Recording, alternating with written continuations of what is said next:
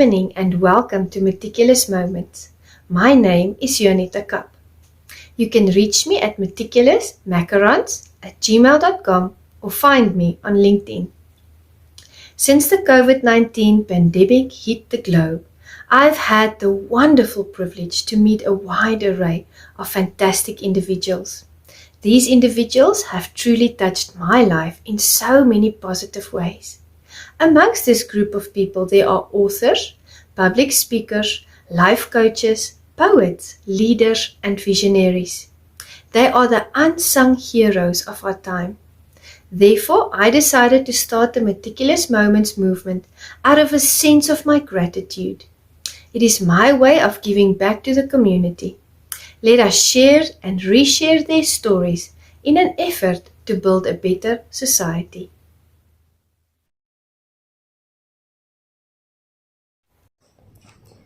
Welcome to Meticulous Moments.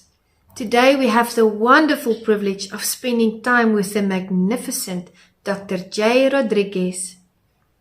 A little bit more about Dr. J. Communication is at the heart of human connection.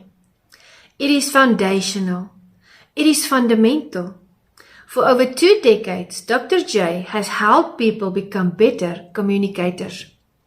His work cuts across boundaries in education, business, and contemporary culture to uncover how messages matter in the moments of living.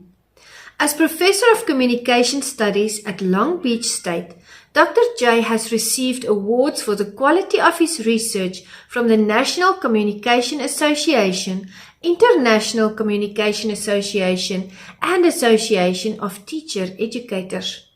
His work has been featured on TEDx CSULB, ABC7, Eyewitness News, and KMEX 34, Univision in Los Angeles. He has also served as a trainer and consultant for public and private organizations across the nation, working to create communication solutions for strategic change. Today, with the mind of a data scientist, the heart of a coach, and the spirit of a savvy strategist, Dr. J is partnering with empathic educators, caring business leaders, and compassionate community members to co-create uncommon solutions for common communication dilemmas in a changing world. And I can certainly testify that Dr. J does have a wonderful way with words. Welcome to the session, Dr. Jose Rodriquez. Good evening, Meticulous Moments audience. Thank you so much for joining us this evening. And today we have the privilege of welcoming Dr. Jose Rodriquez into our interview. Dr. J is a vibrant and extremely intelligent leader who captivates his audience and teams with his colorful outlook on life. Through his wisdom, knowledge, and experience, he leads and equips leaders globally, creating a positive and lasting impact in society. And this I can say wholeheartedly because I have experienced this personally. So I just want to say a very pleasant welcome to Dr. Jose Rodriquez. Welcome, Doctor. Thank you, Jazz, to be here. As I like to say, a little different intro. So thank you. Grateful for the opportunity. Absolutely. It's always so pleasant to engage with you. You're always so kind and polite, and we really appreciate you. And I know you, Doctor, from, the virtual coffee that we've had, and we comment on the same post, and I have the privilege of being a part of your Social Saturday community. Would you please just introduce yourself to the audience so that they can come to know you?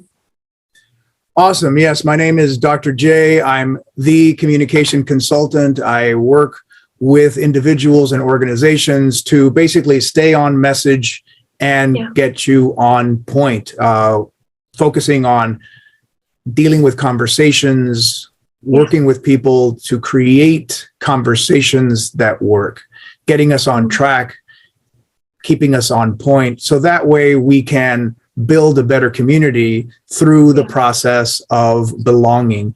One of the ways that we connect with each other is through conversation, and I think we do that very, very well when we're on message and on point, when we're speaking to each other in ways that work. That's basically what I do. I do it in a variety of contexts with individuals, through coaching, with organizations, through consulting, with executives. At the level of executive consulting, I've also worked with teams, and that's a little bit about my background. Fantastic, fantastic. And you do absolutely have a way with words, Dr. J.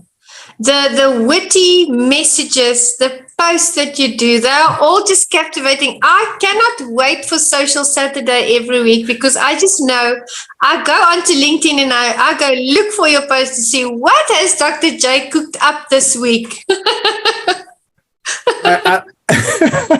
I like to say I have an intuitive grasp of the obvious, and I'm a peripheral visionary. I see stuff off to the side.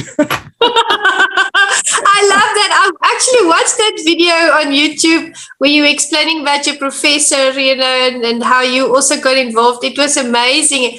And just for the audience, just to get them a little bit interested, but not to say, too much. Dr. J and I have had conversations. I mean, it was about fudge nuggets and ham.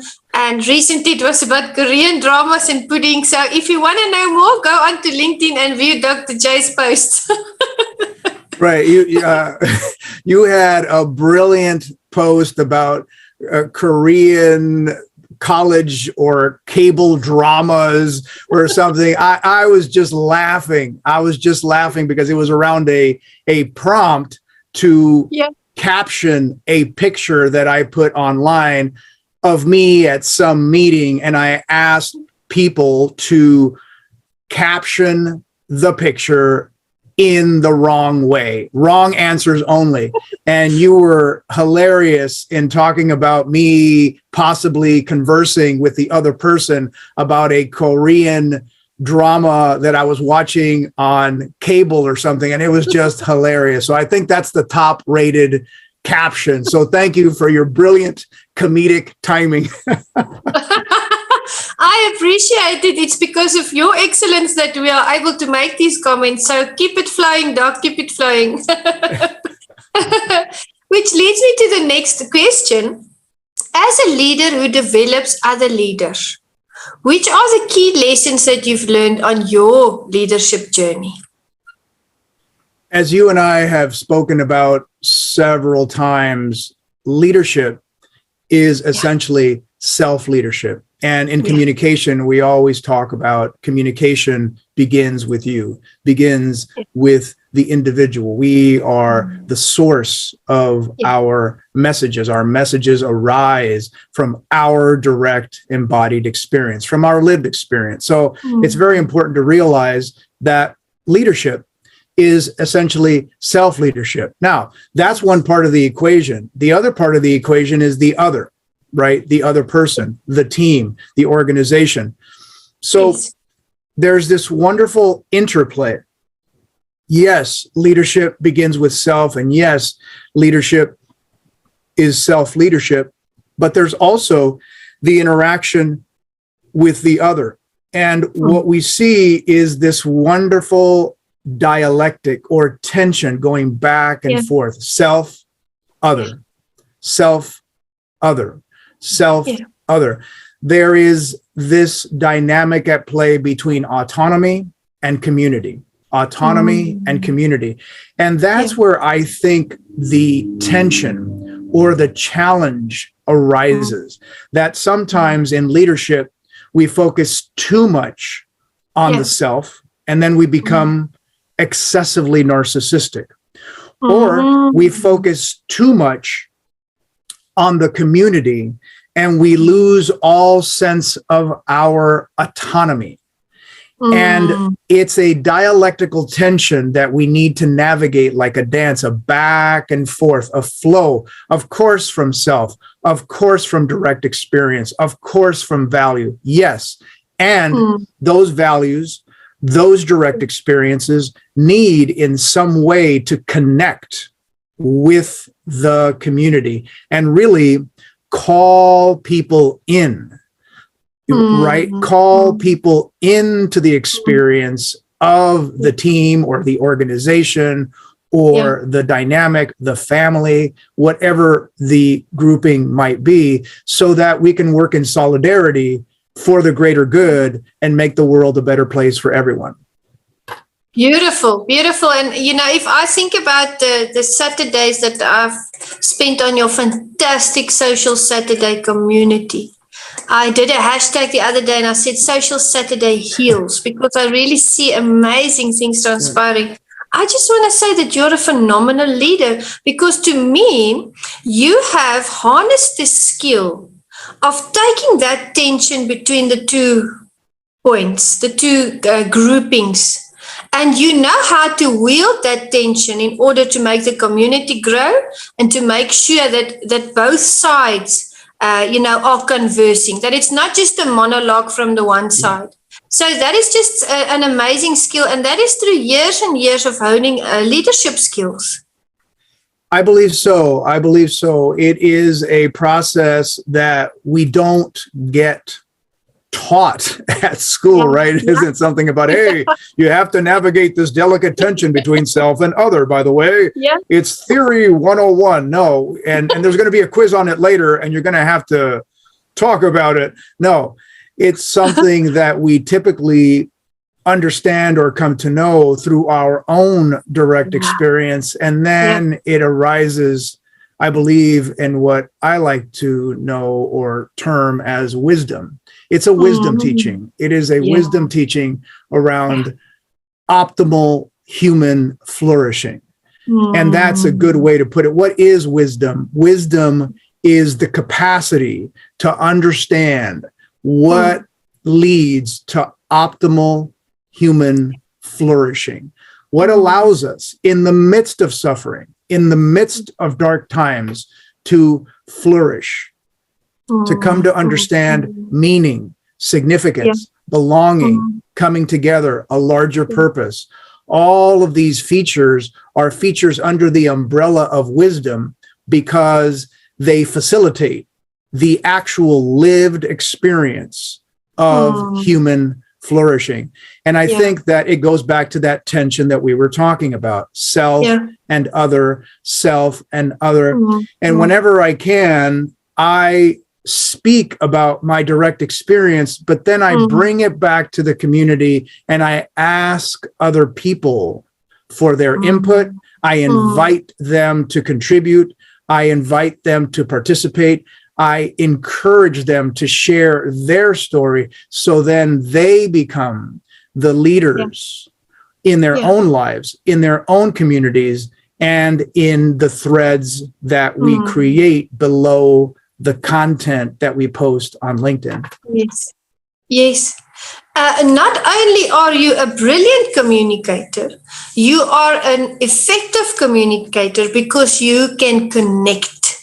And I see this wisdom, that brings the flourishing. I see that transpiring in Social Saturday, because you connect with the people in Social Saturday, with the community members.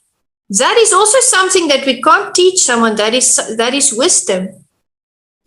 And yes, I think it's something that we can teach, but it's challenging because people get stuck. Right? People get stuck in these polarities, and we see it all over the world, where people get stuck in the polarity of autonomy, or on the other polar extreme, community.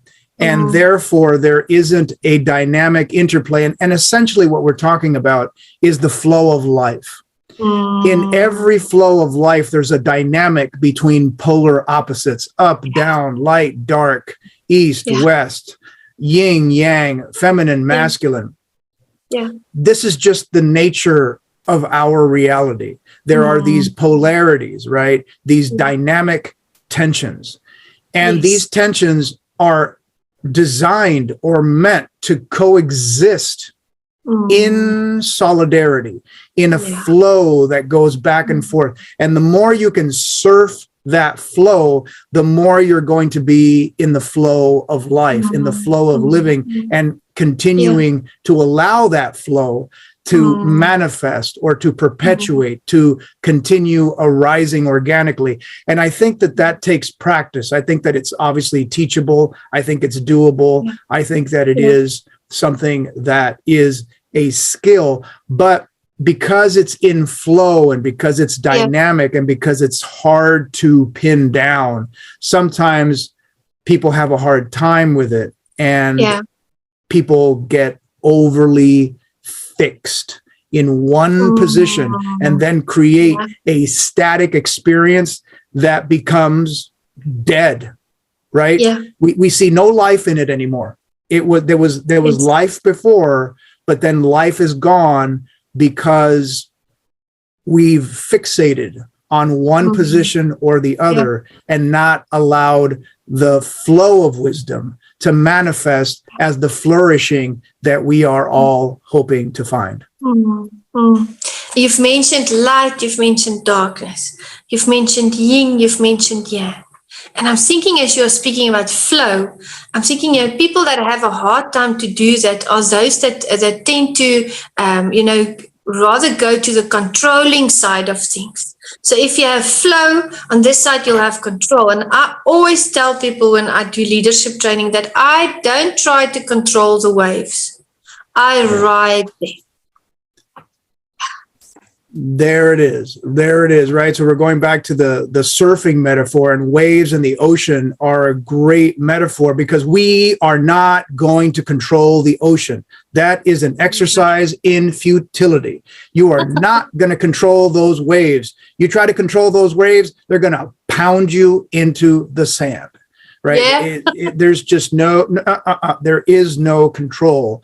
So there's going with the flow, right? There is this riding the wave and getting into that dynamic of engagement, but engagement with the energy and for the energy, not a holding on to the energy in a fixed narcissistic position that is about controlling, because that then really kills the flow. And you're no longer in the flow of life. So like when you were saying brilliantly about doing leadership training and going with the flow and trying not to control, that is exactly it, right? Letting go, surrendering to the vulnerability of the moment. And that is another thing that's very difficult to do because that requires trust, faith, and an incredible amount of courage just to be open and allow the moment to unfold organically. That is really, really powerful. Wonderful. You have articulated that so well. Thank you very, very much. I really appreciate your wonderful answer. And it takes me to the next question, which is, how important is personal and professional development of leaders in the corporate setting?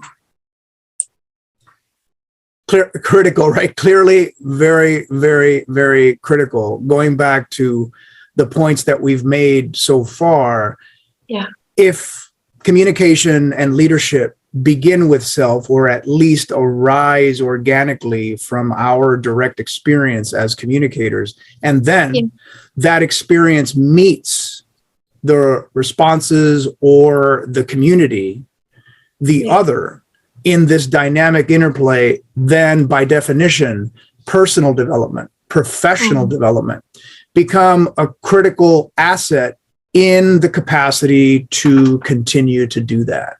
Because the more you explore your sense of self, who you are, your personality, your strengths, your weaknesses, and all of these features of your lived experience, I think the more you're able to impact the community, the more you're able to be a source of influence in your own life.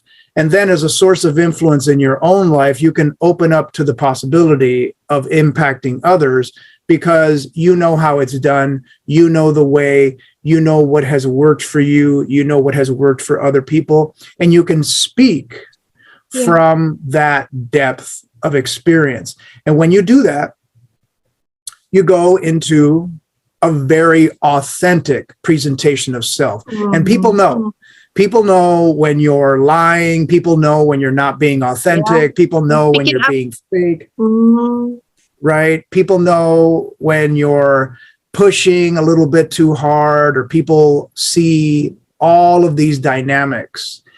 And authenticity becomes very important because you are living in alignment with an authentic experience that is arising for you, an authentic story that is connected to your lived experience. And I think people find that very moving, very, very impactful, and very persuasive. They are looking for that authentic leadership from a real trusted person, as you've mentioned before. People don't want plastic. They don't want superficial. They want a connection. They want to know that they are validated and important, and that they matter. And that's really refreshing to hear. And that is what we experience as well through your leadership. And it brings me to the next question. Should all leaders be committed to a life of lifelong learning and development, and why? I think so, obviously. That's just my opinion. As I like to say, what do I know? I have a PhD. I love it when you say that. Right. It's like, okay, right. So, yes, absolutely. I don't think we have much of a choice. We're always learning, whether we want to admit it or not. We're always learning. We're always growing in one way or another. We're always interacting in different situations. We're never in the same situation twice. We might show up to the same job site, but every interaction with a team or with an organization is going to be slightly different. And all those different interactions teach us something about the value of how we come across. And that gives us feedback. And that feedback clearly is used to become a more effective leader, to become a more effective person in the world, to become an agent of change in our own lives and in the lives of other people. So I think that continuous professional development is essential. And I think it is virtually impossible not to develop as an individual in some way. Now, you could develop as an individual and go down a very dark, unproductive path. And you could, on the other side, develop on a very positive path that's very intentional. Yes. And I think that does happen, but people are changing all the time. You see people doing that. So it's critical, it's important, and I think that is an essential asset in true leadership for a lifetime. Very, very, very good point. Because we are going to develop inevitably, as you said. It's just your choice as to how you're going to develop. Will you make it a positive development, or will it be negative? Will you stagnate at some places? Will you build up momentum and keep it going? It's all about the choices you make, because the choices you make is the life that you live.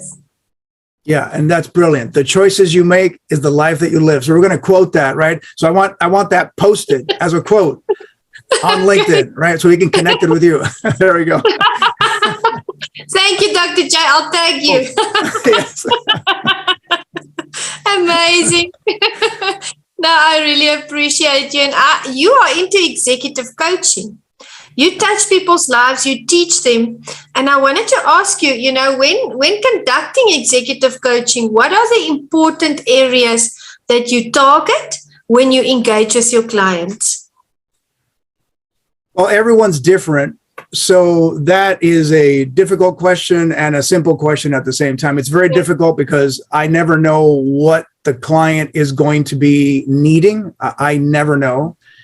Everyone's different. And then at the same time, there is a way or a method that I use to try and capture, right, the essence of the work that I do. And as you know, that work is related to 3 questions that I developed in conjunction with a theory of ethical cognizance, which is essentially a way that we arise or that we come to be an ethical self. Another way to talk about it is a way that we become very cognizant or aware of the ethical responsibility that we have with others and for others. Now, some people call that servant leadership. I like the term ethical cognizance because we are becoming aware of our ethical responsibility to the other and for the other. And I really like that focus on ethicality, because I think that it's missing in a lot of the conversations that we have around leadership. So when I go into a situation that I am coaching a person, an executive, or whomever, I begin with those types of questions. And they may not be explicit, they may be implicit, but I'm getting at one, a question of identity. Two, a question about intentionality, and three, a question about agency, right? So identity deals with who am I in this situation, or what type of a person is arising in this moment. And number two is intentionality, which is the way that I am opening to purpose as I meet the world. And the question becomes, what is my intention? What is the purpose that is arising in this context? And can I meet the moment of that intention? And then third is the concept of, agency, where we're talking about action, how you move in the world in ways that work. And all of those questions create a trajectory. I begin with a sense of who am I, or what type of a person is arising? What is the intention or purpose arising from that call? And then what can I do in terms of concrete behaviors to create outcomes that are helpful for me, my community, and the future of the world? Again, focusing on the greater good. And notice how that focusing on the greater good and being vulnerable and open to the moment creates a dynamic of ethicality, because I'm not fixating on my narcissistic agenda. I am open to the vulnerability of the moment and to serving others in ways that work. That is a wonderful, wonderful way to approach it, because I can understand why you call it a $3 million questions. The process is just unfolding, and you are guiding these individuals during the process and really bringing clarity to their situation, because I think sometimes people struggle to acknowledge who they are, what is important to them. Sometimes they don't even understand why they believe the things that they believe. I mean, working with people, like you said, you never know what to expect. It's complex. So not only is the situation and the problem solving complex, but the person themselves. And I really think you've nailed it with this approach. And I'm sure you get wonderful and, positive feedback when you've worked with people, coaching them, because it's really a journey of discovery, that process that unfolds. It is a journey of discovery, absolutely. And that's why it's very difficult to know ahead of time where it's going to go, right? It's very difficult. And again, going back to the larger discussion that we were having before, if I attempt to control the flow of the coaching session with my personal agenda about how it's going to go, or how it should go, or a particular fixed method that has to go in a particular order, then I mess up the dynamic. I am getting out of the flow.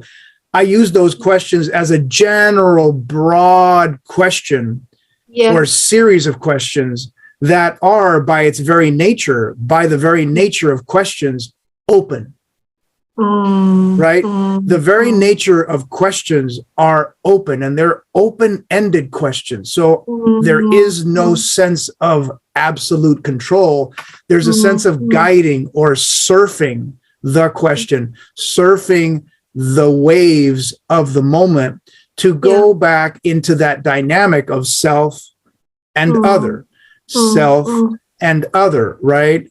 Who am I in this situation? I, but in the context of other people. What is arising in this moment as an intention for me, but also in the context of other people? What can I do, or what type of action arises, or what type of call is being put forth in this dynamic between self and other? And we don't know until we are in the context of that moment. We don't know until we're in the situation, right? And so by definition, there's always a flow, there's always a dynamic, there's always an interplay that we need to understand and respect for the greater good.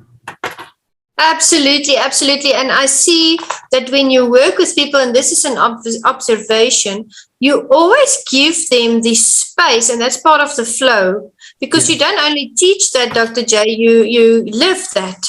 I can see that in your conduct and in your engagement with people. You give them the space to render their views. You always respect them. You always treat them with dignity.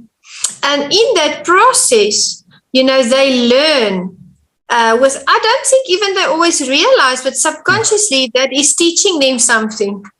Yeah. It's teaching them something. And I always tell people, I call it a power pocket. A power pocket is when I coach someone, and in that pocket, I make space to hear what is their worldview, because it differs dramatically from mine often. But in that power pocket, I tell them we allow each other to let iron sharpen iron. So we learn from each other. It's not just, flow doesn't just go in one direction. It goes like the ocean in two directions. So I enjoy seeing you make that space for people, you know, to give their views, because they want to also be heard. That is just amazing. Exactly. And that becomes the catalyst for creating a genuine feeling of belonging. Yeah, true. Right? A genuine feeling of connectedness, a genuine feeling of mutual influence, right? As you were saying, steel sharpening steel, iron sharpening iron, and creating a space. I sometimes call it creating a container, right? Beautiful. There's a boundary, but there's also a space in the center for there to be an opportunity for something to arise that wasn't there before and couldn't have happened without the interplay between the two people, right? And that's the beauty of that flow, of that dynamic between self and other, of the three questions of the yin and the yang, is that you never know what is going to arise, and you need to cultivate a space, a container of safety, of respect, of agency, of mutual understanding. Also, like you were saying brilliantly, helping people feel seen. Yeah. Right? Helping people feel witnessed and heard and acknowledged, because a lot of us, all of us probably, after what we've been through with the drama of the last 2 years, are longing for those moments of connection. We're longing for those moments of belonging, so that we reflect to ourselves and to others the essence and the beauty of our essential humanity. Mm-hmm. There you go. You have illustrated that so well. That is where the magic happens. Right there, meeting in the middle, creating something new. Yeah. Wonderful. And they only open up to that when they feel seen and heard. And I said yesterday on a live, when I talked about communication and connection and how we get there, I said that sometimes we have to read that which is not being said. Right. Exactly. Boom. Reading what is not being said. So another quote. There you go. There you go. Boom. You got to put it on the wall, sign it. And tag you. Exactly. Tag. Right. Right. Doctor. Right, exactly. What you hear, but is not being said. What is it that they are not saying that is Yes. underneath or in the deep structure of the message, or what is needed? Yeah. And nobody is really talking about it explicitly. Yeah. And there might be a real good reason not to talk about it explicitly, because people are afraid, or people don't want to be called out, or Yeah. people don't feel that it's absolutely safe to be able to articulate their view. And bringing that out, or naming it, naming what is not being said, becomes another way to create a container, to create a space of safety, because people realize, hey, you know, Jay or Dr. J put this together. They're creating a space. They noticed it. Therefore, it must be okay to talk about that particular experience. Yes. It must be okay to have that moment of solidarity. Maybe it's okay for me to be vulnerable. Let me be vulnerable. Boom. And we create a space for that conversation to happen that wouldn't have happened before. Absolutely. I agree with you 100%. Absolutely true. Now, life coaching, sometimes people contact me for counseling, and that's why I put this question in here. Sometimes they contact me for counseling and they ask me, how long will this process last? They have this problem, they want to come for counseling or maybe life coaching. How long will this process last? Now, I normally tell them, you know, it's an uncertain time. Sometimes it takes one session. They just need to, you know, get a mind map and we can brainstorm and we find the answer. Sometimes it takes a few sessions. So for you, doctor, how long does the life coaching of an individual normally last? Or is it an ongoing process in your opinion? In my opinion, it varies, just like you said it. You said it brilliantly. So with some people, it's one session because they need something quick, short, sweet, boom, quick, and out. Yeah. With other folks, it might be 3, 4, 5 sessions, but it's usually short-lived. It isn't like I've done coaching with someone for a year or 2 years or 3 years. That's not been my experience. My experience is relatively short forms of coaching that arise in a very tactical frame of mind, where you have one session, 4 sessions, 5 sessions, maybe 6, and that's usually the way it goes. Wonderful, wonderful. I've read that you do content strategy, or you are involved with content strategy. Please teach us more about what it entails, because I'm not really sure or familiar with content strategy, and I would love to learn more about it. Content strategy is basically putting words together to post on social media, or putting video together to post on social media, or creating graphics to post on social media. So the stuff that you put together to post on social media is essentially what people call content. I love it. So that's the first strategy. Yeah, content strategy is about, how do you put words together? How do you put images together? How do you put pictures together? How might you put video together to create the maximum impact? So here's a very basic model of communication. We have the construction of messages, the transmission of messages, and then the impact of messages. Yeah. So content strategy is really about, what kinds of messages are we producing? How are we transmitting them? And what impact are they having on our audience? Boom.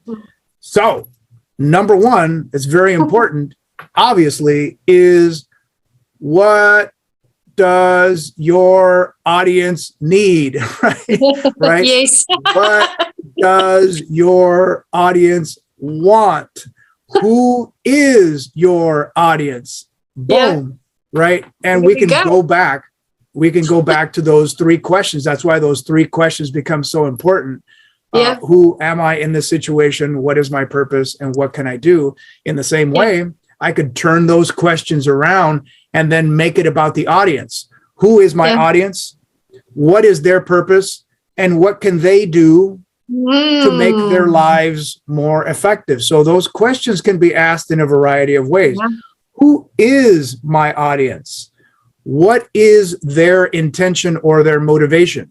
And what can they do to be more effective in ways that work for the greater good? So in answering those questions, I can create content strategy that is aligned with my audience, that is aligned with my purpose, and that is aligned with behaviors or actions that will lead to the results that I'm looking for. Wonderful. Thank you so much. I really enjoyed learning more about content strategy, and it comes across that there is an intention with each piece of content that has been created. And that involves, of course, the strategy of reaching them with a certain message. Yeah. Exactly. Reaching the audience with a particular message that you've constructed with an intention in mind, right? There's a purpose, there's a design, there's a reason behind it. Exactly. There's an end result. And again, that end result may not always work. Yes. Because, you're in the process of flow. Yeah. You're always in the process of experimenting. The response is not always fixed. Yeah. No, sometimes I don't know what's going to work. I don't know what is going to be the form that people are going to gravitate toward, or they're going to be happy about, or they're going to like, or they're not going to like, or there's engagement, or there isn't engagement. So it's a natural, organic process of experimentation. There's always experimentation because, again, we're going back to that flow of self and other, self and other, in the context of those three questions that arise when we are trying to build good content for the purpose of, creating community, building our brand, selling a product, becoming motivational, enhancing human flourishing, creating content for the greater good. All of those are very viable goals, but they fit into that larger strategy that I talked about. And when humankind is involved, of course, there will always be anomalies. And, sometimes people might just respond in a completely different manner than we expected them to respond. But then we use that information and we make it part and parcel of our research into human nature, and we learn and we grow. Yeah. Learning from people and learning from what you're posting and what it's saying and what it's not saying. Are you getting the results that you want? And LinkedIn and most social media does a pretty good job of giving you feedback right away about how many people responded, whether certain people saw it, how many likes or not likes, and whether followers are coming in your direction. So there's all these different metrics that let you know how your content strategy is working or not working. And that's a way to calibrate, adjust, and refine. Wonderful, wonderful. Doctor, how should leaders deal with disappointment? Disappointment, the mother of all words, right? The mother of all difficult lessons to learn. Dramas and disappointment. I think that going back to this theme that we've been exploring through this conversation, it's part of that flow. Yeah. Part of the flow back and forth from our own sense of what we want to do and how we're meeting life. And I think disappointment becomes a part of that. Suffering becomes a part of that. Failure is a part of that. I think that it is a very normal part of the growth process. And I think that we get into trouble when we focus too much on this position of control and what I want and what I need and what I think and I. We get fixated on disappointment because we have an expectation that I came up with in my mind, and then that isn't manifesting. And I experience that as disappointment, where maybe that was an unrealistic expectation, or that was inconsistent with the data, or Yes. your audience with this regard to content isn't really at that place that you think they're at. And there's nothing wrong, nothing bad happened. It's just Yes. the nature of the process. It's the Yes. way things are. So Yeah. I think the more we normalize it and the more we see it as a process, as a flow of back and forth, as a flow of riding the waves of life, riding the waves of leadership, the more we're going to be able to navigate that, not let it be a big deal, and allow it to be okay. Yes, I love what you said at the end as well. The whole illustration is impactful. And what you said at the end is, it's not the end of the world. If you have a disappointment, tomorrow it will be better. You try and you try again. It doesn't mean that now you are useless or you can't do anything right. That is over-exaggerating. That's overthinking, which is the enemy of any effective leader, is to overthink everything they do. Just deal with it, recalibrate your plan, keep yourself positive, and tomorrow you start again. Yes, this process of recycling, re-energizing, resiliency, which I talked about on a post several weeks ago, the ability to bounce back. We all feel disappointment. We all feel a sense of failure. Sometimes we feel this imposter syndrome, as people talk about it. I don't think it's imposter syndrome at all. I just think it's life 101. Welcome to life. Sometimes you don't know what you're doing. Sometimes you're just starting out. Sometimes you don't have the experience. Sometimes you don't have the education. Sometimes you just don't have the time or the energy. Those are all different factors that are relevant to human experience and have nothing to do with being an imposter. It's just about being new, or not having experience, or not having the proper education, or whatever the factor might be.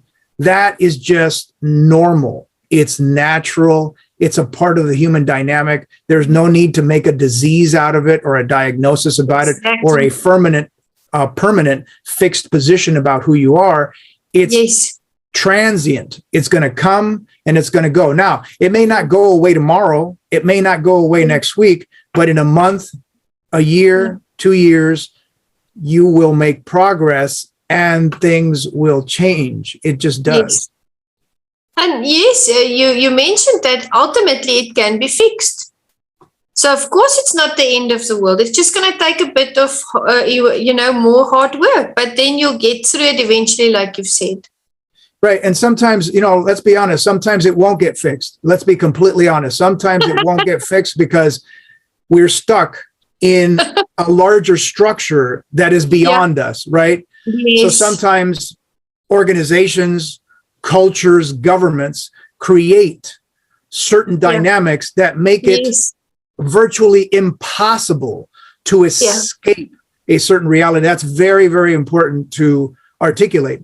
Sometimes we're not in control of the larger global things that are happening, the larger societal things that are happening, or the larger things that are happening in our organization. So literally, we can't fix the problem because we're not in control. But we are in control of how we perceive it. We are in control of how we see it. We are in control of how we reframe it. And I always think about the work of Viktor Frankl in Man's Search for Meaning, and in a horrible context of death in concentration camps, and how individuals in those most horrible of situations were able to find meaning and transcend beyond the individual self to a larger transcendent meaning around love or justice, or living for their wife or their child, or whatever is a vision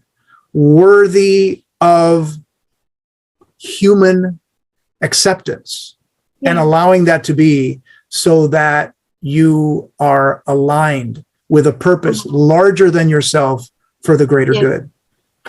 Absolutely, absolutely true. I've seen of your speaking engagements, before TED Talks that you've done. You're a salted public speaker. Which golden nugget of advice from your experience will elevate other public speakers? What should they look at? What should they focus on? What can you tell them of your road as being a public speaker? What stands out to you? Well, I will tell you, when I was preparing for the TED Talk, what I did is something pretty radical. I forgot everything that I was taught, and I began from scratch. Great. Yep, because in traditional public speaking, you would do something like this. Hi, my name is Dr. J, and I've been working on empathy research for 30 years. But before I tell you about my research, let me tell you a story. That's the generic intro.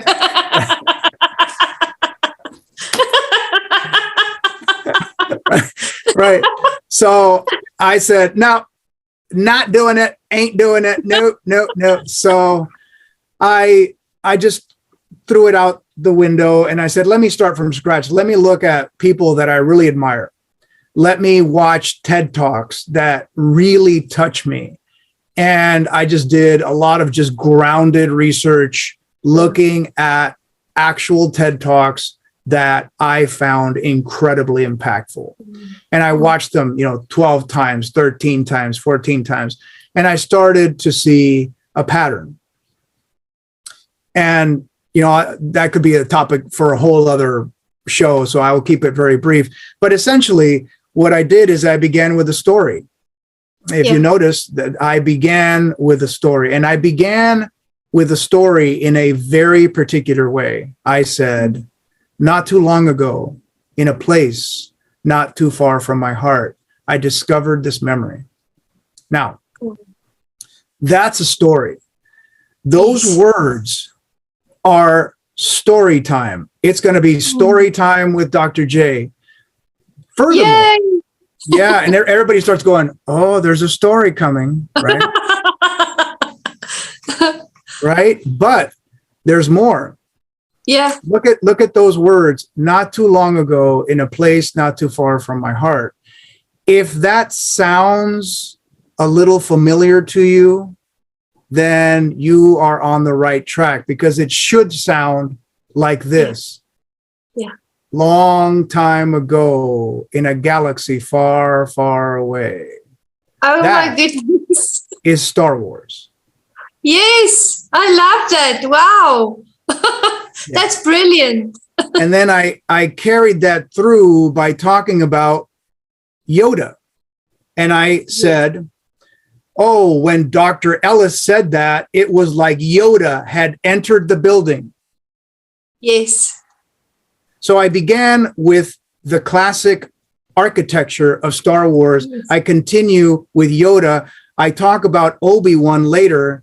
Yes. And if I equate Dr. Ellis with Yoda, then by definition, in that mythology, I am Luke Skywalker. Wonderful. Wonderful. Right? Now, I didn't say any of that. I didn't make it explicit, but it is in the exactly. Yeah. It's in the underlying structure of the message.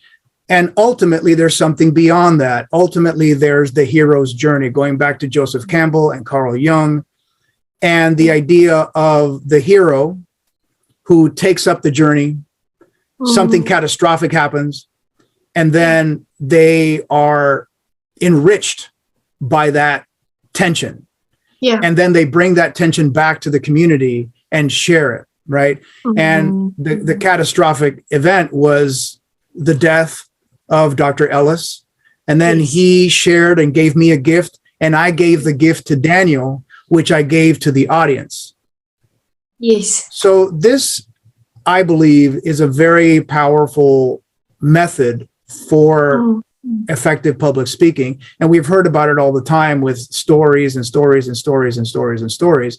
But there's an architecture, there's a structure going back to Joseph Campbell and the journey of the hero, and allowing not just a story to arise within you, but a story that fits that trajectory, and not just for yourself, but really for the audience. That that Mm-hmm. story was not just my story, but it's our story.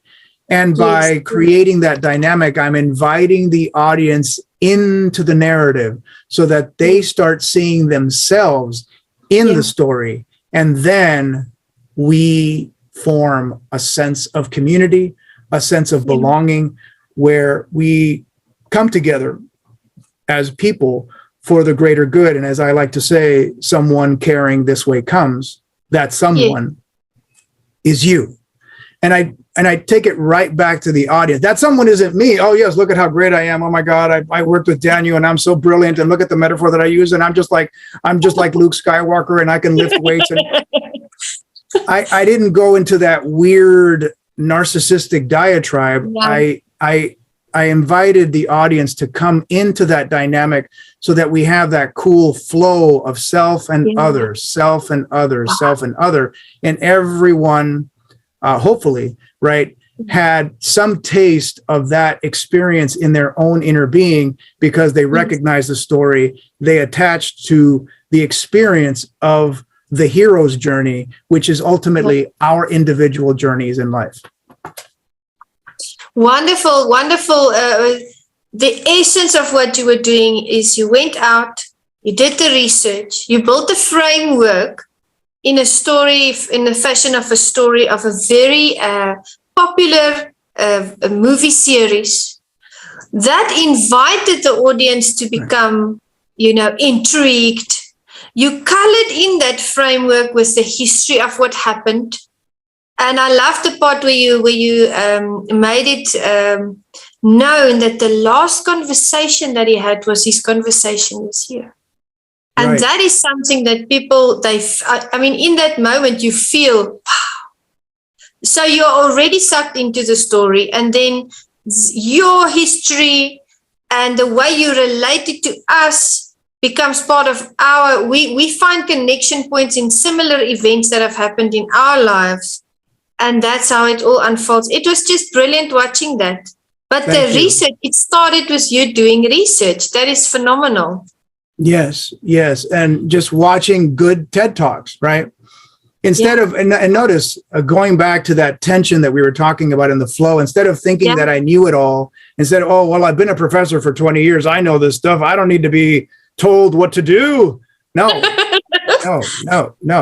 Right? Or, I'm just going to let people decide and I'm going to just, ask people what they want me to do. I'm just going to do what the audience wants me to do, whatever that is. I don't even know what that is, but other people. I didn't go to that extreme either, right? No. I just went back and forth and I did rehearse with an audience and I did get feedback from an audience, but that's one piece of it. Yes, I did use my experience and yes, I did use my knowledge, but that's just one piece of it. There was this back and forth of, coming together and allowing it to be alive and allowing it to unfold. I didn't know where it was going to go. I didn't know where that presentation was going to take me. I went through 22 drafts of the manuscript, 22 drafts of the script, right? So it was a huge process of development. Yeah. So you were on an adventure of discovering how to do this public, presentation. And then by the time you were on stage, you made us part of that adventure. And we're still learning. That took place and we are here talking about it and we are still learning from it. So that is just brilliant. Thank you. And I watch it every once in a while and I cry. Yeah. I don't remember everything that I said. And it's almost feeling like, who is that person? And what are they saying? Wow. And I just start crying. Yeah. So, I love that. That's amazing.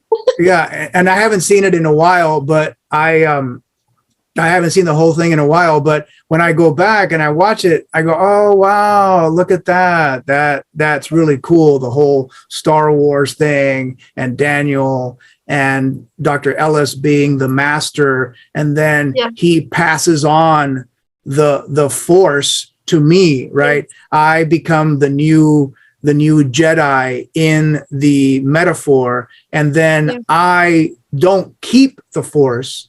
I share it with Daniel by sharing with him what Dr. Ellis gave to me. And again, that goes back to that dynamic one more time of me not holding on to the gift, but then sharing the gift with the community in that flow, in that beautiful narrative arc of the hero's journey.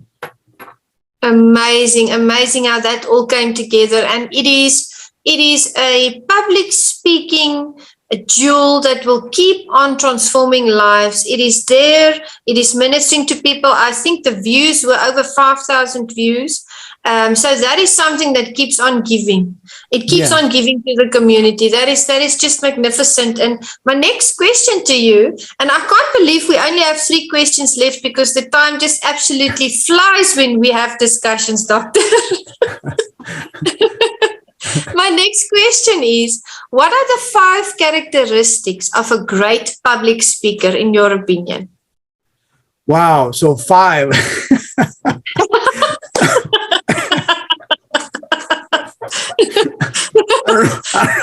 I don't know if I could I just limit it to 3?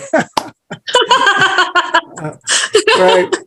You know, the first things that pop into my mind are authenticity, vulnerability, and tactical skill, right?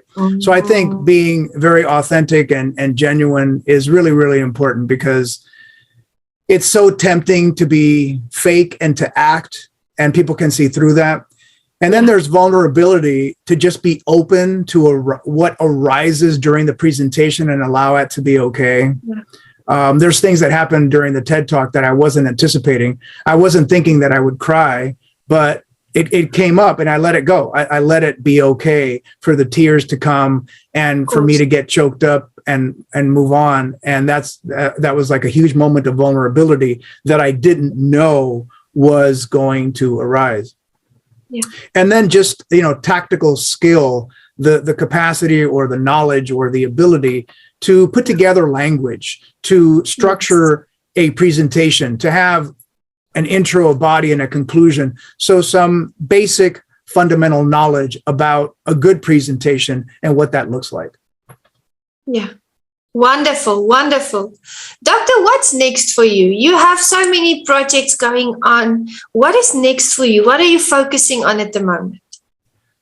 So 3 things. 1, I'm working on a podcast with my buddy Jason, and we're working on that to perfect that. We might be developing a webinar based on that project, and we're going to do some market testing. In fact, we've been doing market testing to see what really hits with the community and what the community wants.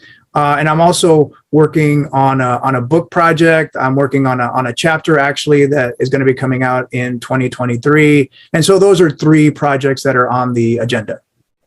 Wonderful, wonderful. Do you have any words of wisdom for the audience?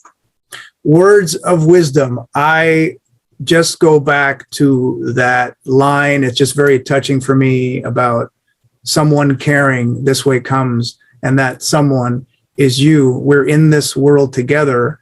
And I think that human flourishing is really about connecting with other people, building community, and allowing ourselves to be vulnerable and authentic so that human flourishing is not something that we just talk about, but human flourishing becomes a way of life. So remember, someone caring this way comes, and that someone is you. Beautiful, beautiful words of wisdom. And we just want to thank you, Dr. J, for bringing your wisdom, your knowledge, your experience to this session, for sharing it with us, always lighting up the room, your way with words, always so witty. We enjoy following you. Thank you so much for making the time for us. Absolutely. My absolute pleasure. And you are such a gem, such a gift. I just feel so blessed to have you in my life. Thank you. Thank you, Doctor. I deeply appreciate that from the bottom of my heart. Thank you very, very much. And to the audience, we just want to say thank you for joining us this evening. Please follow Dr. J on social media. We are going to make his contact details available. Network with him, support him, and let's cheer him on as he helps humans to flourish. Thank you so much, and we'll see you in the next session. Goodbye.